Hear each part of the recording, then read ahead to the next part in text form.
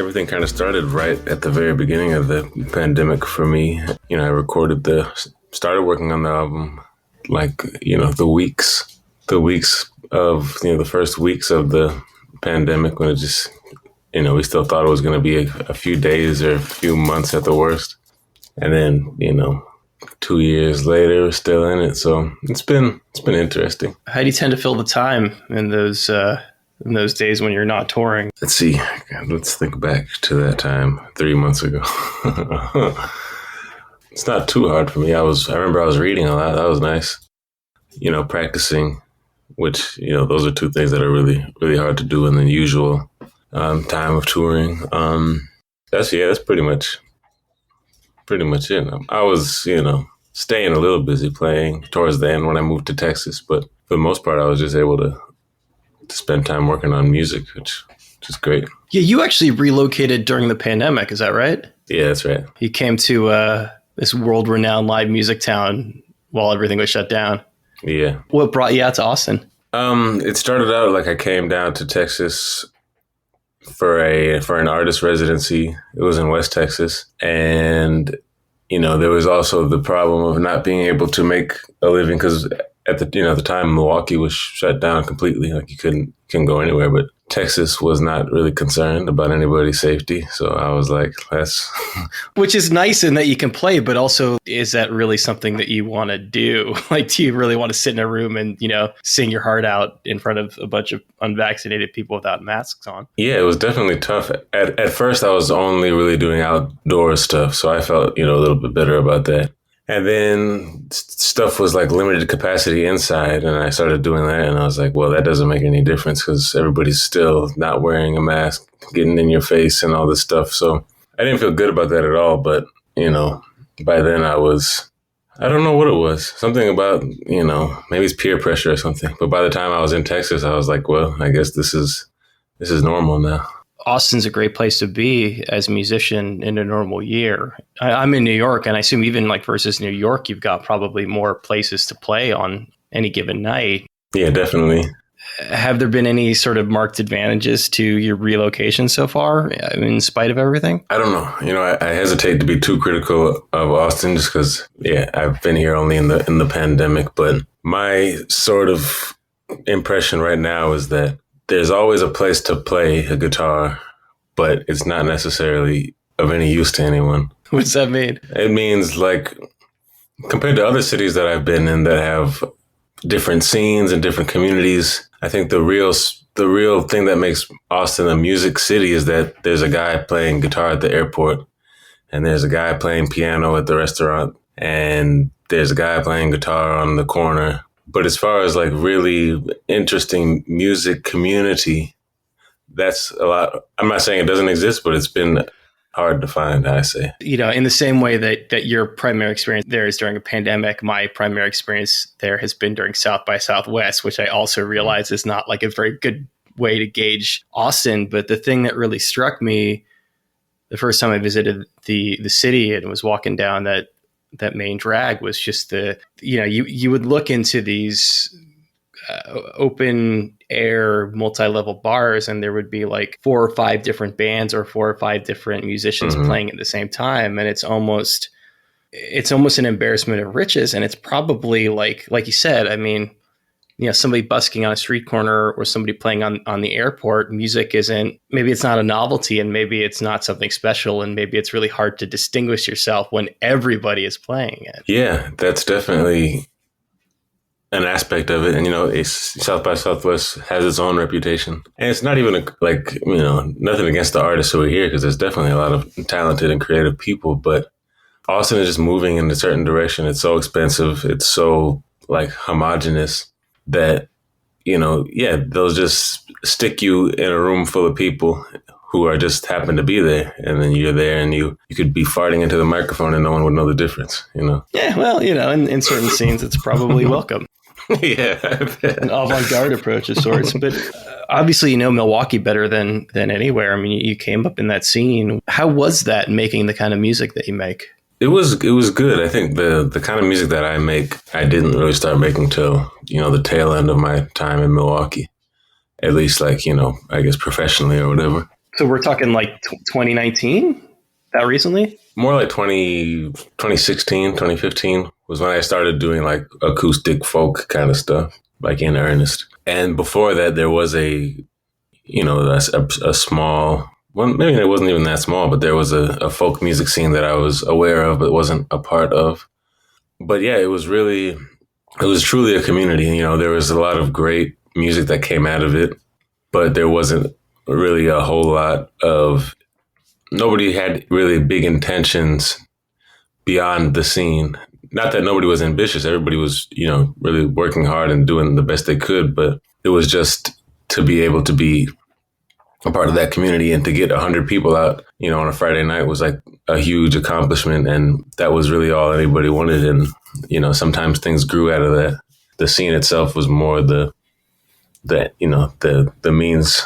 It was the end all, There's nothing wrong with that. And people obviously have different levels of ambition, but it sounds like you wouldn't classify yourself that way. It sounds like you wanted something more than that. Yeah, I did. And, even my ambition kind of, it fluctuates throughout the year. But I don't even think that I needed to escape that because of my goals or ambitions. I think I just am the kind of person who, at a certain point, I grow out of every scene that I'm in just because I don't know, something about, you always want to find like-minded people, but then some people are just kind of hard-headed and they just want to be, maybe I'm not a contrarian. I'm not an asshole or anything. I just, I like to move around and be around different communities. Okay. I've talked to a lot of jazz musicians over the years, and in jazz music, there's always this tension between the desire to sort of, put this music in a museum. We've got like Lincoln Center out here in New York, right? And it's almost like it's like treating it like it's classical music or opera and capturing it in amber. And I suspect that there's a certain sense of that to some degree in folk, but probably even more so in the blues, right? In that there's this desire to enshrine it as this great American music, and maybe that doesn't really leave a lot of room for experimentation. Mm-hmm. Yeah, it doesn't really leave a lot of room for anything. I think it's really weird to take this very academic look at a style of music like jazz or blues or, American folk music, because we're not that far removed from the source. There are people alive today who have had conversations with the first recorded jazz musicians and blues musicians. Like it's not ancient history. So I think it's important to remember that it's still alive. Like this thing that we kind of consider the canon was really just the beginning.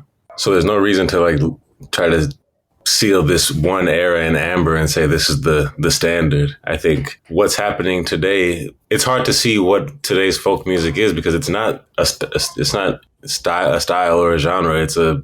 It's a cultural thing, obviously folk music is folk music. We were talking about you being a contrarian and having sort of like difficulty staying put in a scene too long. I think, initially we were speaking geographically, but on the genre front, is there difficulty there, in the sense that there's sort of the expectations that people have with something that calls itself the blues, and whether you sort of not just continuing in that tradition, but trying to sort of push the boundaries, whether there's some tension there. Yeah, I think that's something I've struggled with a lot, especially before I even started, my career as Buffalo Nichols. Is something that's on the mind of anybody who enters blues or jazz, is this idea that, they call them traditionalists, but I don't even know if that's the right word for them, because, young artists will enter this world and they will already be thinking of the opinions of somebody who's decided that this 10 years is the standard. Comparing everything you do to 10 or 15 years of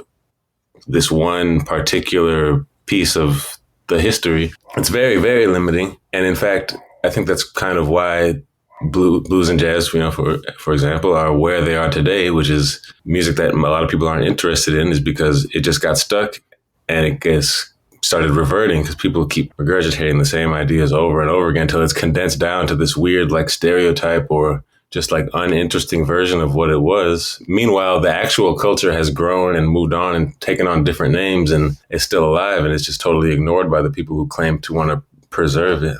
I mean, I could be wrong, but that feels more the case with blues than jazz, because jazz did go in a lot of different directions, and certainly now we're seeing like Kamasi Washington, and we're seeing like we're seeing some of these artists kind of break through doing something a little bit different. He's a good example of somebody who like is crossing over into hip hop, for example. And I don't know if blues exists in the same way in 2021. Yeah, the blues gets kind of tricky because of genres and the music industry, because there were, as far as I'm concerned, this is just a random theory that I have, but there are kind of two pivotal moments in the blues.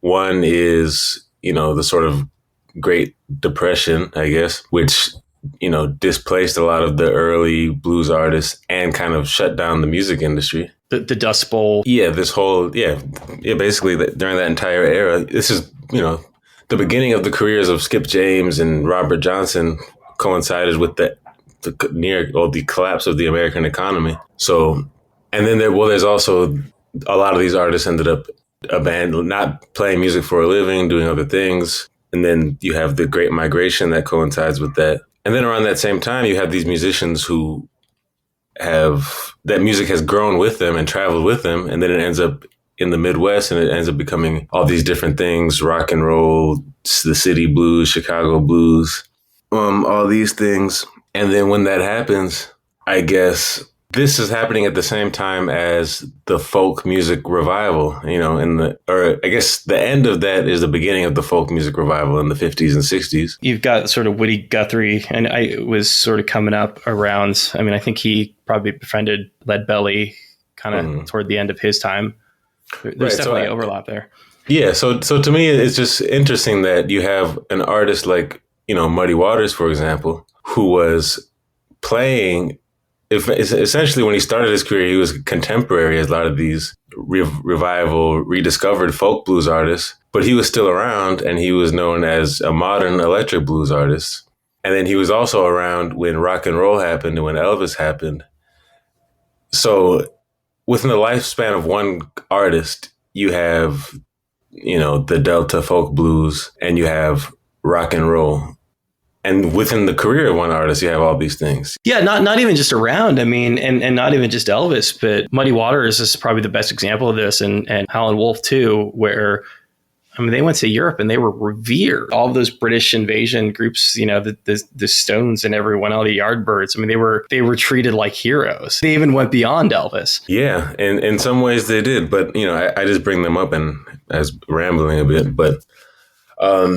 Because basically, once the genre got a new face, which was Elvis, everything that kind of came after that was no longer considered the blues, even though it's pretty much the same thing. So then you have another 10 years, you get to Jimi Hendrix, and you go to Black Sabbath, which is like within 20 years of each other, but we don't see the link. Whereas somebody like Kamasi Washington is pretty musically distant from somebody like Louis Armstrong, but we are still able to see the lineage there. Do you classify yourself as a blues, or is that something that's been kind of put on you? I guess a little bit of both. The music that I've been releasing is, undeniably in that vein.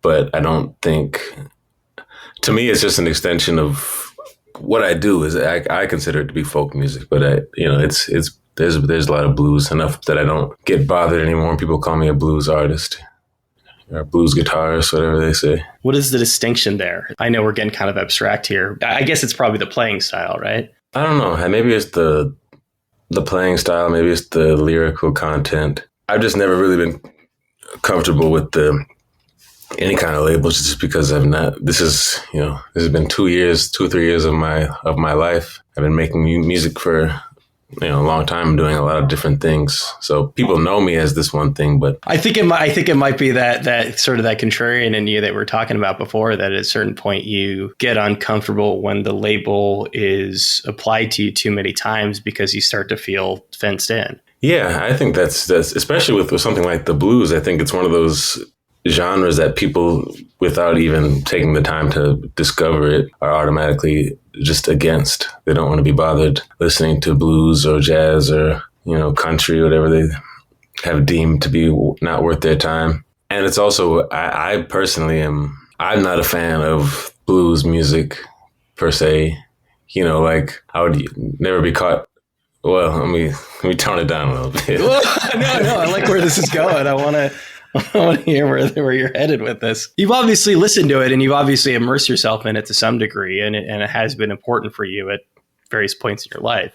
Yeah, when I was, before the label and everything and all the attention, I was really taking a critical look at contemporary modern blues and trying to understand which acts were doing well and why, and what the community looked like, if there was one. And I still haven't seen what the big deal is. I mean, I get why people don't listen to the blues. There's nothing happening that's really worth anyone's time, because the artists they're regurgitating so much. It's like, why would I pay money to see a bad version of something that's 70 years old that was done really well already? It's like that to some degree, because I do think that less so with jazz, but also to a certain degree with jazz. Someone like a tourist is in Chicago and they want to go see the blues on a certain night. They've got a certain expectation of what something is going to sound right? Yeah. It's going to sound like Muddy Waters, or it's going to sound like B.B. King or something. And I think it's probably part of why it's stagnated, because people have certain expectations of what they want in the blues. Yeah, it's the rules were set very rigidly and way too early before it was really allowed to, grow and develop. So I think it's not really helpful. And as soon as you call it, I've never really, maybe I have called myself a blues artist, but I think it's a bad idea to put that label on yourself, because nobody knows what it means. I mean, and anybody who thinks they know what it means is thinking of something, like you're saying, these sort of stereotypes. I do like to listen to interviews with people before I speak to them, and listening to, a few probably closer to when the record came out, there was a sense that I got from you in that you wanted to be an ambassador to a younger generation who don't know what the blues is, and specifically younger Black Americans who feel no connection with it all. Mm-hmm. And that you almost considered what you do to be, if not educational, at least to sort of bridge the gap with this form of music that so many people have lost connection to. Yeah. And, that's something I've struggled with, and something I've probably unnecessarily put on myself. That is a lot to put on yourself. But I do still feel like an ambassador in a way, not to say that I'm carrying the flag or I'm passing the torch. I just want to be someone that, I don't want people to be inspired by me or to pick up where I left off or anything. I just want people to use me as the sort of conduit to say, okay, I can go back to this stuff and do it myself.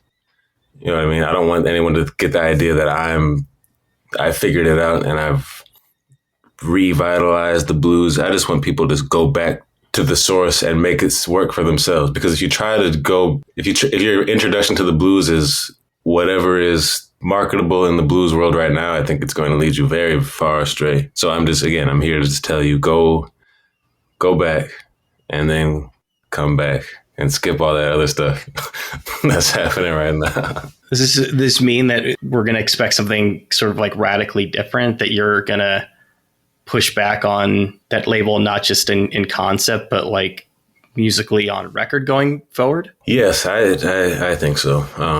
I'm getting the feeling now that a lot of artists want to do that. Any artist that comes in with their first album in a sort of genre sort of package always wants to be different. I think that's normal. But I just think that, a lot of these great artists, that the greatest of this genre, a lot of them only had one or two records.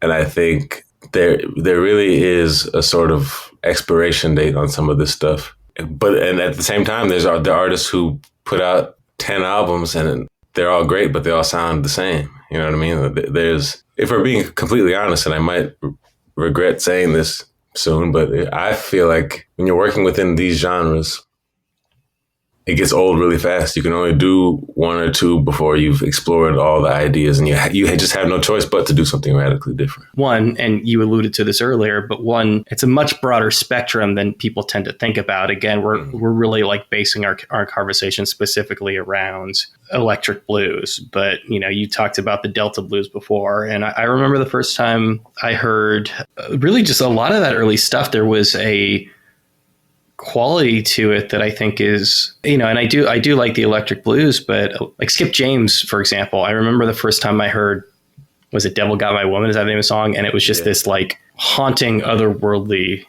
song. There was something, I'm going to make a huge jump here, but I know that for in probably like middle school, high school, you were really engaged with like West African music. Mm-hmm. And there's a link there that I don't think that has been exploited a lot. Was it Torre? Is that, I remember randomly stumbling on a record, Desert Blues, in college, and realizing that there was a musical link there. I mean, obviously he embraced the blues, right? He played with Ry Cooder and he was super interested in it, but he got to something. He got to a sense of that kind of haunting ambience that is so disconnected with a lot of the modern blues. Yeah, I think that exists in so many different, sort of folklorical, like, folk musics around the world. When you have just one singer and an instrument who plays an instrument, you just feel that sort of human connection. It's sparse.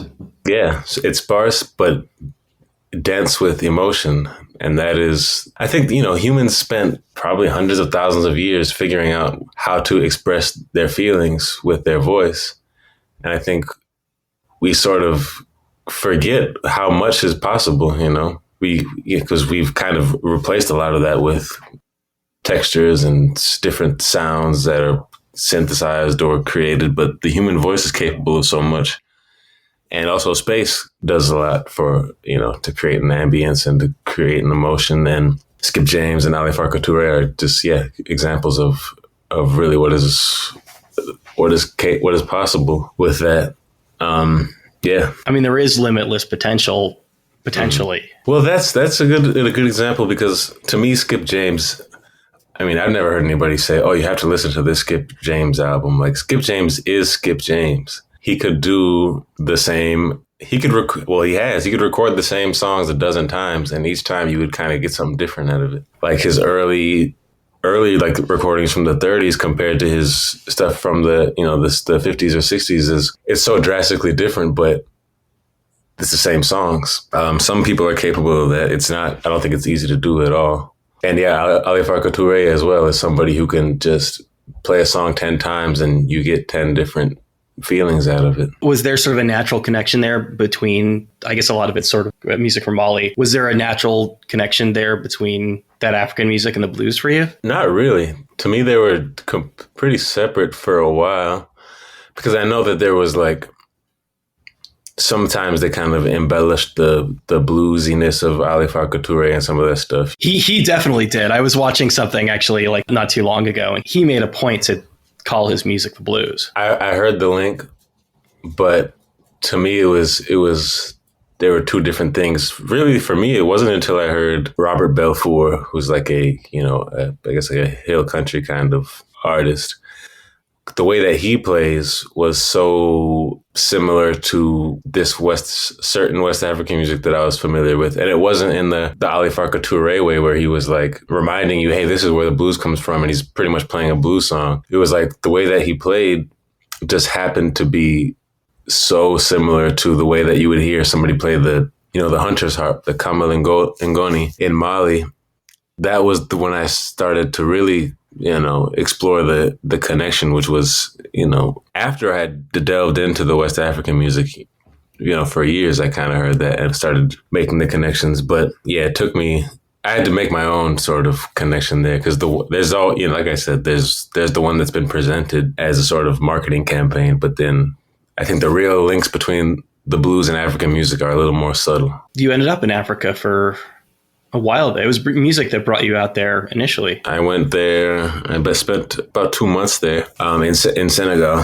And I just heard, I think I've only been to Senegal, but I think a lot of West African countries, you have, obviously the borders are sort of defined by colonizers. So you have a lot of different cultures in every city. So I was able to meet people from Mali and from Guinea and from Sierra Leone and Nigeria, and just heard so much different music. Well, I've only been to Nigeria, to Lagos, and unfortunately was there for work. Didn't have much time to sort of immerse myself in some of the more traditional stuff. Everything I heard was kind of on a sound system. It was like it was much more modern music. Did you end up there to study? No, I just kind of went to hang out. I was playing music, and somehow all my friends, my social group, ended up being pretty much all West African people. A lot of them had just gotten to Milwaukee within months or years, so they all still had a pretty strong connection to home for them. And I just ended up going with them. Were you actually playing that style of music at the time? Yeah. I didn't really go to do anything but just to sort of hang out. But then I ended up learning and kind of informally studying with a lot of people. And you weren't playing it prior to visiting?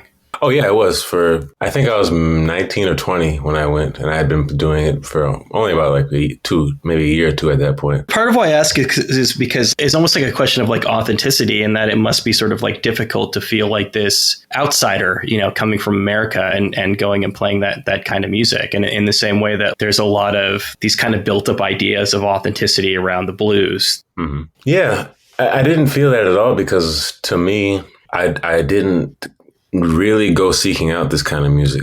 I kind of fell into it because just a bunch of the people that I knew were playing it, and it was never it wasn't really a plan. It just was where I landed, and there was less pressure because there are a lot of people, foreigners who go to West Africa to learn. Mostly they want to learn djembe and sort of percussion and African dance. And there's fewer people who are going there to learn the traditional music and the guitar style. So, nobody really, I would walk past and see like the Korean and the German tourist in their drum circle.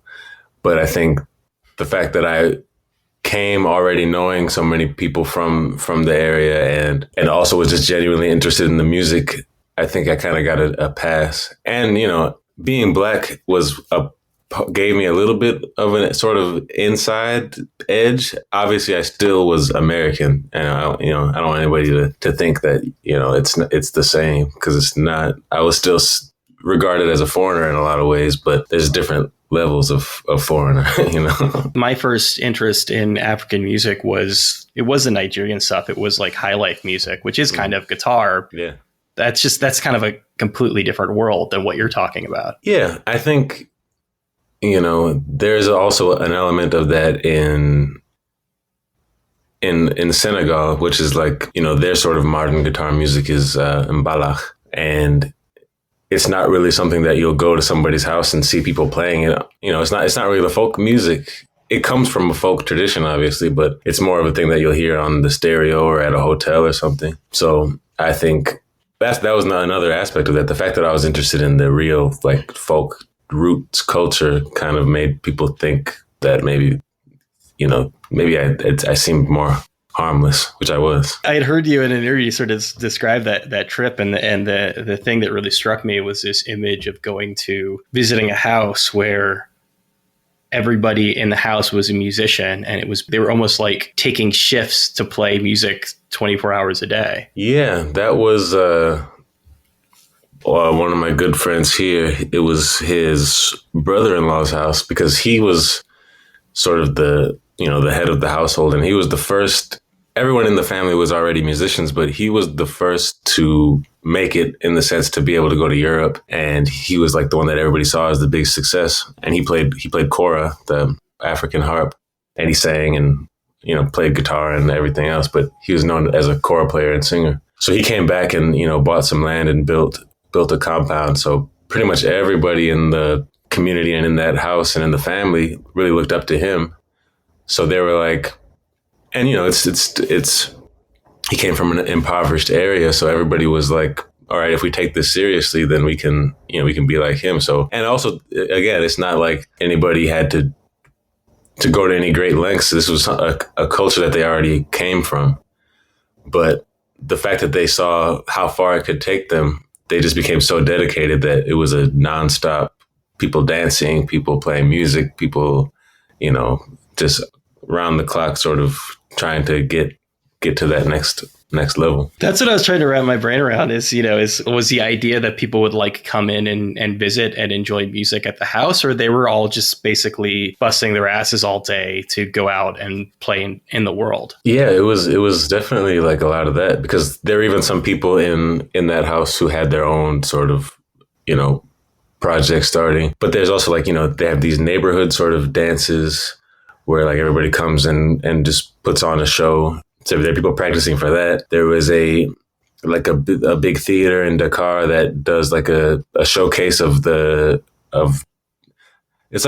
had a showcase for the Tukulor people, which is like an ethnicity within Senegal and I think part of Mali. And there are some people like rehearsing for that, where they played more electric instruments, and just everybody had so much going on, and there's such a rich culture within the city already that they were able to, everybody could have their own thing, So it's basically like going to a rehearsal space that people lived in. Yeah, that's what it felt like. It was like a rehearsal space that people lived in that was also like a restaurant and lounge, because there's always, tea being made and food being cooked, because it was still, people's family house. What did you sort of take back from that trip? I mean, when you came back to the States, were you playing in that style of music? Yeah, I was playing. Yeah, like I said, before and after I was playing that. But I what I took back really was the dedication, because like I said, a lot of them were trying to, not all of them, but a lot of them were trying to sort of even get out of their situation. But for the most part, they were just trying to sort of serve the culture. Like like I said, these neighborhood dances, they wanted to do a really great job at that, even though there wasn't a huge monetary reward. It was just like this sort of traditional thing that you just wanted to make everybody proud of you for. Also, the fact that the goal was to go back, was to leave Senegal to make money, but then to take that money and bring it back, which I thought was, I think in a lot of sort of immigrant communities, that's a goal. But to see how hard these people worked to leave, but leaving was not the end goal. They always wanted to come back and sort of keep the cycle going. That was the thing that I feel like, we've lost as, people who come from a blues tradition, and Americans in general. We've lost this idea that, we can gain and use it to sort of promote where we come from. Leaving, but not escaping. Right. Paying back not just the people who helped you get there, but subsequent generations of people. Yes, exactly. I mean, how have you applied that to your own life and work? Well, I haven't yet, because I haven't gotten anywhere yet. But you got somewhere. You're talking to me on the internet. I mean, clearly things are looking up for you. Yeah. I have made it. Yes, I can't deny. Yeah, I think for the time being, a lot of it is just theoretical and a lot of ideas. But I think the first thing I have to do is not. Well, I did spend a lot of time in Europe, as a young 20-something musician, and I think the first time I put all this into practice is when there was a time where I was actively trying to, expatriate and live in Germany. I think I made the decision for myself that if I'm going to make a living off of this Black American music, I have to live among Black American people, which in Austin, ironically, that's not working out for me. But still, my point is that I think I decided to stay, and I think that's always been important to me. And as long as I'm here, I think I'm going to be a part of that, cultural promotion. Yeah, it's hard because obviously there's a long history of Black Americans who only found success in Europe. They were embraced there in ways that they never would be here. Yeah, and obviously for a James Baldwin or a Jimi Hendrix or a Paul Robeson, it's a lot different. The circumstances were different. But now there's still that same sort of urge, because there's just a greater quality of life is just better there. I'll start there. But also being appreciated as an artist is something that's hard to pass up. It's going to be hard for me to sing about the things that I sing about, knowing that I'm so far removed from the people that I'm singing about, Things such as what? Just the sort of social issues that I've written about in the past. You don't feel like those are applicable in the same way over there? No, just because I don't write these things generally. They're pretty specific to. It's hard to sort of know what the dynamics are in a place you're not from. Yeah, and it's easy to Yeah, that's the second part maybe is that it's hard to sort of tap into the pulse of the society that you're new to, and you might, the language might not be your first. You assume probably there's racism and probably there's xenophobia and all these things, but like there's all sorts of fun new kinds of racism, Right. that they have over there. It's very exciting to learn all the nuances, but it's still it's stronger to sing about things that you know, and it's also tempting to sing about things that you knew, but if you haven't experienced, if that is a 15-year-old experience for you, it's just, again, nothing wrong with it, but to me, it seems like if you're going to make money off of suffering, you should, take some of that with you. I mean, if nothing else, like the past 2 years have given you a lot of time to, you said you had a lot of time to practice, and in ways that you don't when you're constantly touring. Really abstractly, do you have a sense of kind of the direction that your music is going in? Yeah, I've always had a problem sort of reeling it in to stay in one direction. But I think in the last, 4 or 5 months that I've been able to get on the road, I've tried the stuff on the album. I've tried older stuff. I've tried newer stuff. And I think the one thing that people really crave, especially after the pandemic, and the one thing that I think I'm, capable of doing is making an emotional connection with people, which sounds kind of obvious. Like that's what people make music for. But I think there's a difference, there are different ways to connect with people.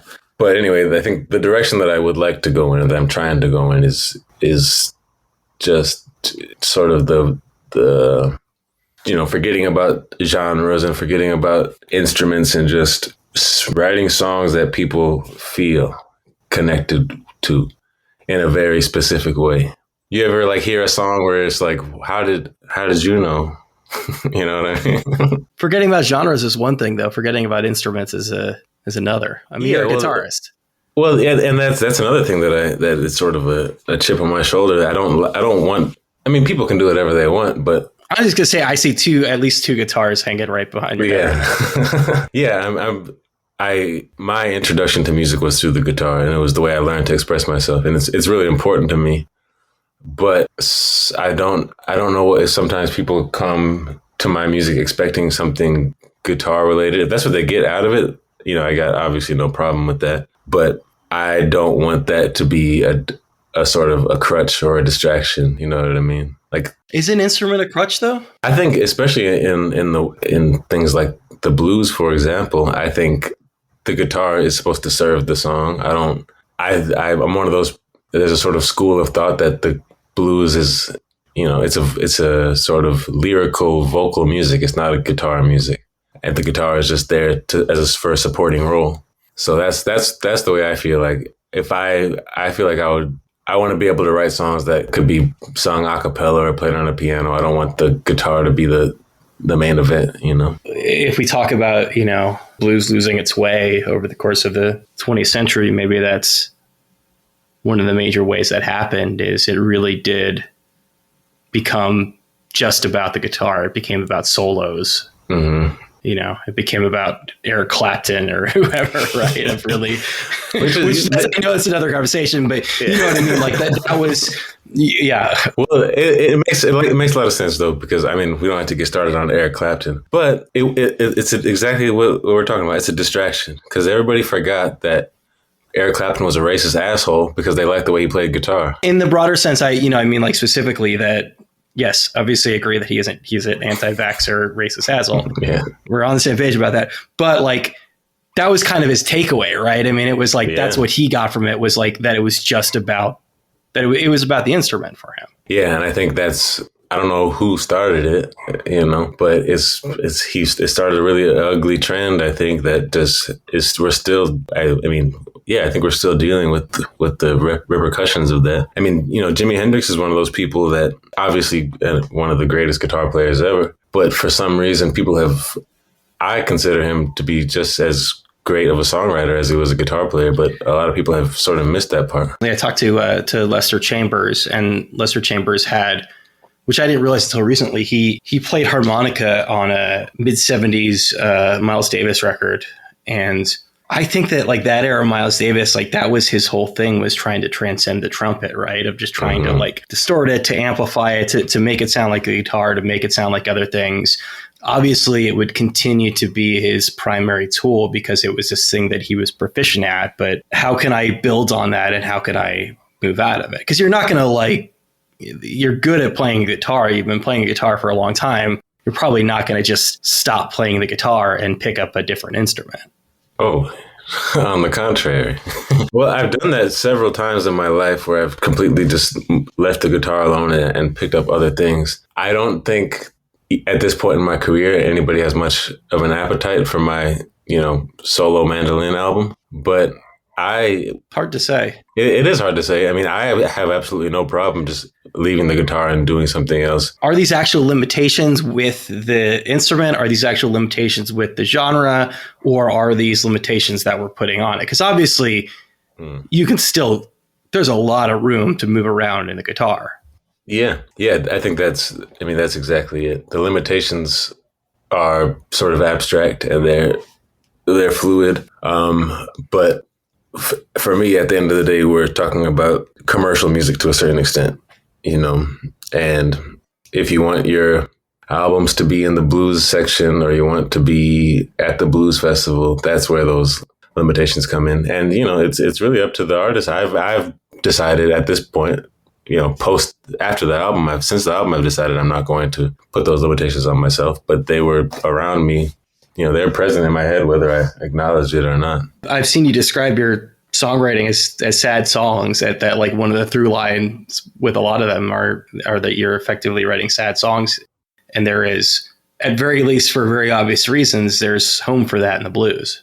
Yeah, I think that is, that is one of the things that made me more comfortable about, the blues, is that, knowing where it comes from is something that makes me feel connected to the artists who sort of laid the groundwork, and maybe sad is not the best term, but I think some people don't want the blues to have that sort of negative connotation, that it's sad, blah, blah, blah. But I don't think there's anything wrong with that. I think part of the problem with my personal problem with a lot of, pop music and contemporary music is that it's very sort of emotionally one-dimensional. Like, not everybody's happy all the time. Some people are sad all the time. There's a lot of really fucking depressed people out there. Especially these days. Yeah. That sort of speaks to a bigger question of how people consume music. Like probably many people that do what I do now. I worked at a radio station in college, and I had a friend who had an all blues show. And, at the time I couldn't really wrap my head around it, and why somebody who would like immerse themselves in something that is, that is sad or depressing, or, telling these sort of these tales of a really hard life. And, I think the fact of the matter is people engage with music in different ways. Some people when they're down, they want to engage with that escapism, and other people really want to lean into it. Yeah. And all of that does exist in the blues. If you ask, 100 different people, some people will stereotypically think the blues is some kind of, mindless thing that you hear at a house of blues or playing in the background at a TGI Fridays in Memphis.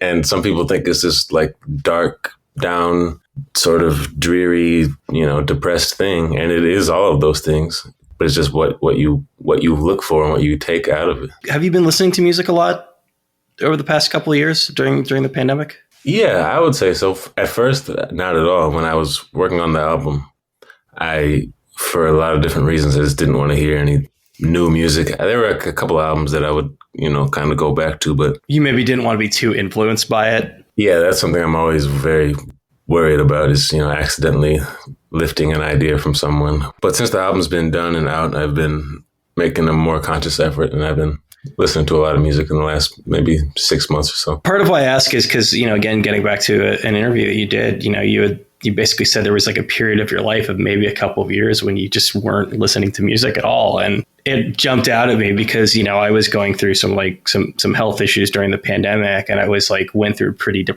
period and like could not engage with music. This thing that I'd used for catharsis my entire life, I just couldn't do. It sounds like you went through something similar. Yeah, there've been different times in my life where, music just didn't mean anything to me. I would just listen to it and try to get that, I'd be like waiting for that feeling that I always got from it and it just would never come. And I'd just be like, that's even more depressing to not feel anything. And then you just kind of, for me, I just kind of stepped away from it and, I would just drive in silence, or maybe I would turn on NPR or something. And it went on for a while until usually it takes me to listen to something that I haven't listened to in a long time and sort of like get that feeling again, or discovering something totally new.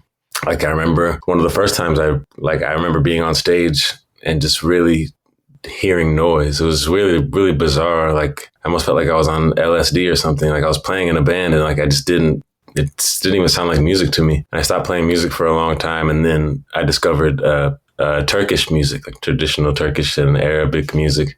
And it just felt like hearing music for the first time all over again, and it just knocked me out of it. But I don't know what it is. I don't know if it's a personality thing or something, but yeah, sometimes music just is painful.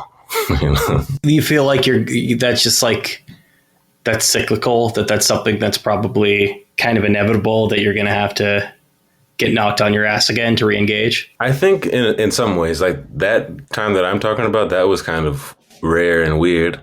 But there are times where I feel like making music for a living kind of takes the fun out of it. And it's just like, I don't want to be bothered with it. Cause you listen to it. I think anybody who's like really serious about music ends up listening to music. Sometimes you listen to it critically and you can't enjoy it.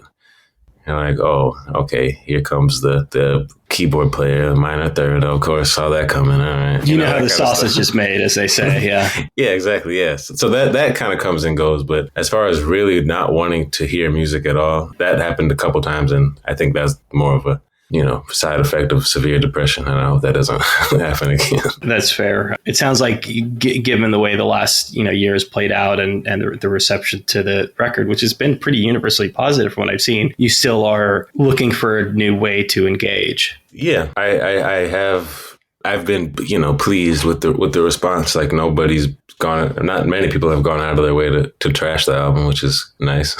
But I still have spent, I think I may have said this in another interview, but I just, I'd been pursuing music with everything I had for maybe almost 15 years before I got the record deal. I had already experienced, and this is all as an independent artist, so all the no's were straight to my face. I had experienced so much rejection that it got me down for a while, but eventually I just had to not give a fuck, and I still don't.